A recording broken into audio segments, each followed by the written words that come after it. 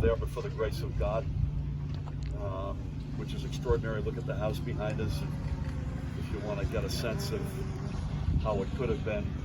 And as Steve Sweetie has said, if you look at either side of the path of this, you've got houses to the left and right which are largely intact, if not completely intact, and yet you've got houses that right in the path that are destroyed. Up north, the story was less tornadoes, but overwhelming flooding. And largely the big roads are open, although 78 and 280 are still works in progress.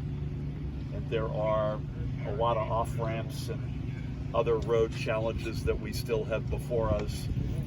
But it was largely a storm, with tornadoes being the big story in the south and flooding being the big story in the central and northern part of the state.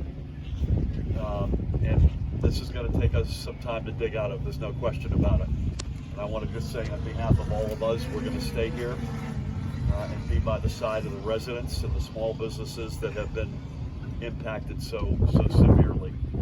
You're barely getting, if you're a small business, you're barely getting back on your feet from a pandemic, and you get whacked by this, and you ask yourself rightfully, life's not so fair sometimes. But I promise that we will stay with everybody, and it won't be a short road, but we will stay with them on that road to recovery.